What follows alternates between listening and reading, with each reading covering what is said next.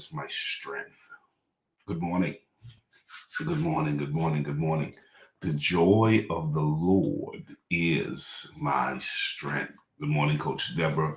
Good morning, Kendrick. Good morning, Miss Jocelyn. We're continuing our talk this week. We're dealing with shame, guilt, and hurt. Those are all real, beautiful people.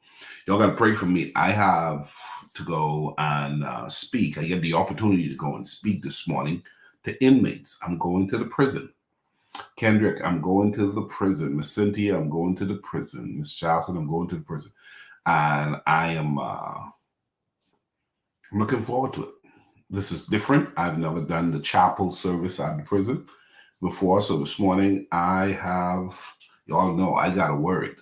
I'm going to challenge. I believe God has given me a message to inspire, to motivate, and to remind those inmates that their life's not over.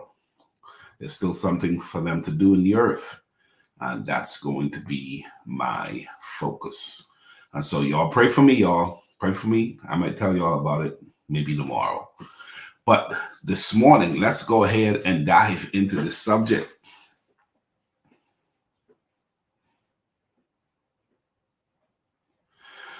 I want to remind you, each and every one of us are responsible for working on our lives in a way to ensure that we're moving towards destiny, to ensure that we're moving towards becoming the person that God has created us to be.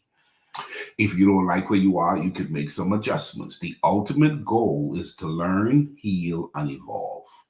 Let me say that again. The ultimate goal is to learn, heal, and evolve. What is it that you don't know that you needed to know that really hurt you along the way? Why are you ashamed when once you've learned that everybody is dealing with something and nobody has it all together? You can start to walk with a certain level of liberty. You can walk with a certain level of freedom and expression that actually brings you out of the cave, puts you in the center of your destiny. The key now is to ask yourself, what is it that I need to learn? The Bible encourages us to look into the scriptures, and it says, study to show yourself approved. I've pushed that thought a little bit further, Miss Cynthia. I've pushed it to the point where I think that we should study to show ourselves approved, equally so in every aspect of our lives. Why am I not enjoying my life? Why am I living paycheck to paycheck? Why haven't I taken control of my health? Why is it that I don't have a community, friends around me? Why is it that my faith is so weak when I could grow and develop in faith? Every area of your life can get better, but there are some people who are lazy. Some people who don't want to do the work, and you're going to have to do the work. You can't get by. You can't get past this. If you don't do the work, you will live a life of regret. If you don't do the work, you're going to live with a life of regret. Regret is worse than failure. Okay? Failure is that you tried. Regret says, I missed the window and I can't even accept the fact that I can't go back and even try. Okay? So the key is I'm learning every day, and I'm learning. As I learn, I'm healing. The healing process is taking place in every aspect of my life. I need to heal in it. Coach Deborah, I need to heal in every area of my life. Listen, there are areas of my life where I turn it down, Kendrick. I didn't know how to have fun. And I have to break free of why is it that at this stage of your life, Ricardo, you're timid to laugh? Why is it at this stage of your life, you're so reserved and you're not willing to step out and enjoy your life? Every area of your life. Watch it. The Bible says there is a time for everything. Okay? There is a time for everything. There are some people who have never learned, Vito, how to even enjoy a day. They don't even know how to enjoy a party. Some people go to a social as a spectator. not a participator. Okay? Your goal is to participate in life. I'm never going to show up in a room and there's an opportunity to sit to the table and I don't sit to the table. I'm never going to show up in a building and there's an opportunity to get into another level of a room and I don't go in the room. Listen, man, I am here with the goal to maximize my potential. Hello? My goal is to maximize my potential. So, in that, with my goal being to maximize my potential, and I want to understand and I want to overcome shame, hurt, and guilt. Shame, hurt, and guilt. So, the importance of acknowledging and processing those things is what we're going to talk about. Okay? One, one critical thing about shame, hurt, and guilt, if we aim to live life effectively, it is important for us to acknowledge and process the emotions rather than suppressing and denying them. Too many of us are suppressing our emotions. Too many of us are not allowing ourselves to become free. So, in other words, I'm not going there. I'm not going to dig those skeletons up in the closet. I'm not going to reveal those elephant in the room. At 48 years old, there is nothing. There is absolutely nothing in my life. There's nothing in. I will talk about anything. I will talk about anything. You and I must get to the point where you are free to talk about anything. Now, if you can't go there, you may want to ask yourself why. If you can't go there, you may want to ask yourself why. One of the reasons why I think I have an incredible relationship with my wife is because I have learned to not hold back. She has learned to not hold back. We can and we do talk about everything. Okay? We can cry together.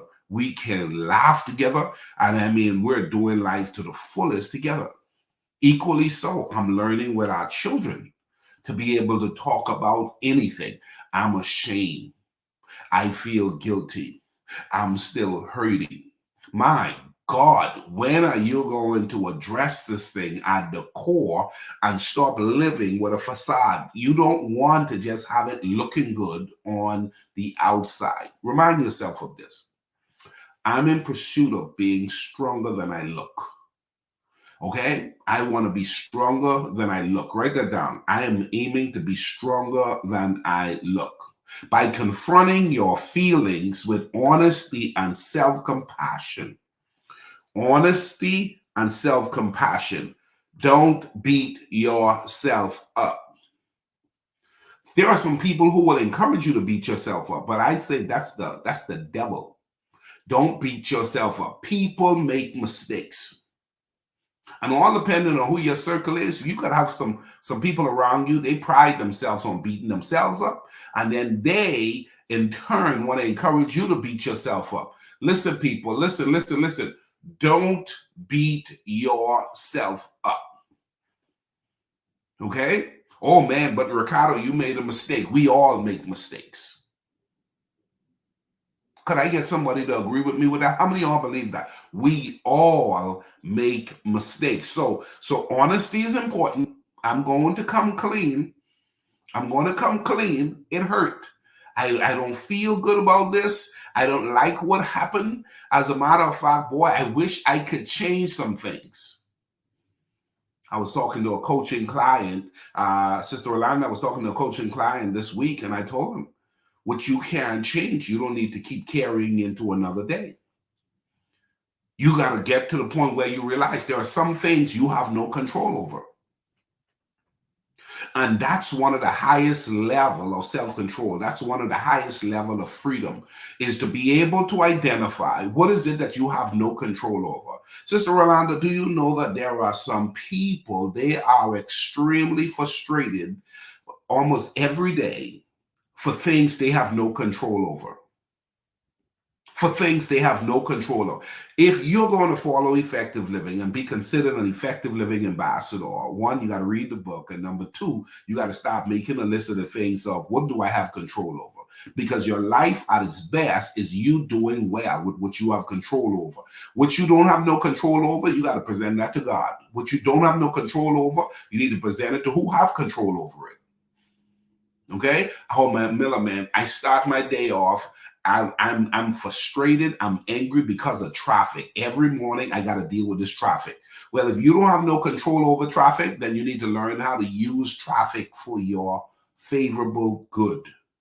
Or you can decide to become adaptable and adjust, go early or leave a little bit late to ensure that you could beat the traffic. Or you need to have a conversation with your employer and says, listen, man, that traffic thing is getting under my skin. Or you can simply grow up and realize traffic is not that bad. Some people are dealing with so much more than traffic. So when it really boils down, what is it that you're calling irritation? What is it that you're calling hurt? What is it that you're so ashamed and afraid to address? I'm going to do a talk on fear. On fear, the amount of fear that we carry, the amount of fear, the fear that is attached to the shame, the guilt, and the previous hurts that have occurred in our lives, the fear that causes us to not embrace a relationship at the depth of love. Some people don't even know how to give love because of shame. Some people don't know how to give because of previous hurt. I'm here today to tell you, you've got to free yourself. So by confronting those feelings with honesty, write that word down, honesty and self-compassion. In other words, you got to have some love for yourself. Oftentimes we love others more than we love ourselves. And that's a trick of the enemy. That's a trick of the enemy. You will forgive others, but you won't forgive yourself. Shame on you. You will forgive others, but you won't forgive yourself. Shame on you. We can begin the healing process by processing and preventing the fostering of negative thoughts and an emotional drain that often comes on us because of how we hold on to what happened. You got to let some stuff go. Okay? It is essential to recognize that experiencing shame, hurt, and guilt is a natural part of human experience and does not define our worth or our identity. Boy, I didn't know that. For the longest, I thought, boy, he should be ashamed. He should be ashamed. No, I'm not going to be ashamed. I don't feel good about what happened, but I'm not going to keep beating myself up. And you got to watch those people. Hello, say, I got my eyes open. Ladies and gentlemen, write that in the comment section. I got my eyes open. The people who want to be around me and trying to have me to walk in a lifestyle of shame. They want me to walk in a lifestyle of hurt. They want me to walk in a lifestyle of guilt. No, no, no. Whom the Son set free is free indeed. And when I prayed this morning, God, he forgave me for everything that happened yesterday and in the past. Listen, forgetting those things that are behind and pressing towards the mark. I've got my eyes open. Write that down, ladies and gentlemen. I've got my eyes open because I'm not going to be ashamed. I'm not going to allow anybody to play me like that. Listen, I'm not responsible for other people's behavior in part. There are some degrees where I have to let it go. Listen, you're not in control of everything. And what you're not in control of, you got to start to back up off of yourself. How many of you guys struggle with that? I struggled with it for the longest. What I didn't have no control over, I beat myself up with. Okay? So watch this. Experiencing shame, hurt, and guilt is a natural part of the human experience and does not define your self-worth. But what you have to do is, instead of allowing the emotion to consume you, what you have to do is you have to choose to learn. Hello? You got to choose to learn from them. You got to commit to becoming stronger. I don't like what happened. I don't like how I feel. I don't like what I went through. Oh my God. I mean, at the very core, that really messed me up in my spirit. But what I'm going to do is I'm going to learn from it. Hello, write that down. Number one, I'm going to learn from it. Number two, I'm going to grow stronger after it. Number three, I'm going to cultivate resilience.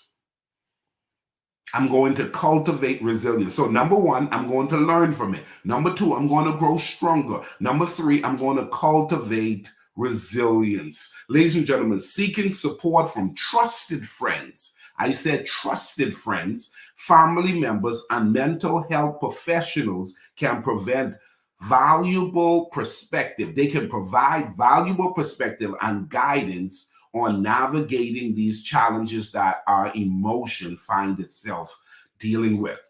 By embracing vulnerability and practicing self-acceptance, those two words right there, most people aren't good at. Vulnerability. Miller, are you what are you talking about? Vulnerability. Some people aren't letting their guards down. Coach Deborah, some people are not going to let their guards down. But listen, you got to embrace vulnerability. You got to let yourself go. Let me tell you something. I have the love that I have today with my wife and my children because I've taken all the walls down. And it feels good to love at this level. It feels good to live at this level. But vulnerability and self-acceptance is critical for effective living. There's some vulnerability. When I jumped out of the plane skydiving, some vulnerability there. When you choose to commit to marrying somebody, there's some vulnerability there. When you go to the doctor, there's some vulnerability there. When you go and open a bank account and entrust the system of having your money, there's some vulnerability there. When you choose to go and work for a company, there is some vulnerability there, man. When you choose to live in a neighborhood and go to sleep at night with the trust and belief that you're going to be safe, there's some vulnerability there. When you go to a restaurant, and order food, there is some vulnerability there. You've got to know embracing vulnerability and practice self-acceptance is both critical. Vulnerability, safe, wise, and responsible. Those are words you want to be very good at. Safe, wise, and responsible. Equally so, self-acceptance. Listen, man, I'm not going to love anybody more than I love myself. I'm going to love everybody just as much as I love myself. Let me say it again. I'm not going to love anybody more than I love myself. I'm going to love everybody just as much as I love myself. And I like me, and I like people. But I'm not going to get it twisted. You got to get to the point at the core. Self-acceptance is necessary. I got to learn how to accept who I am. My nose is what it is. My accent is what it is. The color of my skin is what it is. Listen, I got a little pudgy belly that's popping out every now and again. I'm trying to work on a six-pack before I'm 50. I would have liked to have the acquired amount of money at this age that I thought I should have had when I was 20, but I'm now 48 and I don't have the money. Listen, man, I want more out of life, okay? I am not where I would like to be, but I'm so much not where I used to be. I am not going to beat myself up. I am not afraid to talk about anything in relations to my life. Go there, go there, go there. Go there with a professional. Go there with a trusted friend. Go there with the Lord.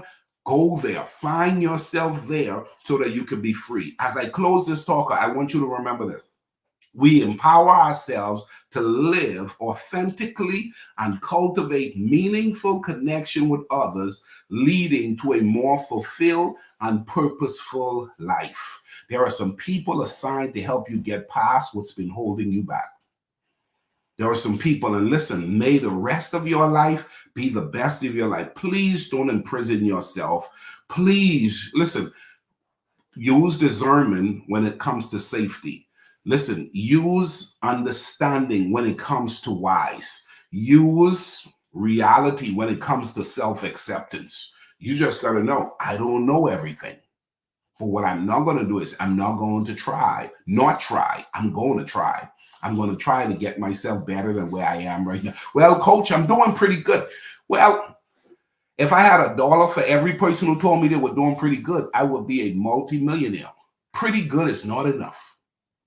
Pretty good is not enough. You want to be free. The scripture says, whom the Son set free is free indeed. You want to be liberated. You want to live where there's nothing missing, lacking, or broken. You don't want no skeleton in the closet, and you don't want no elephant in the room.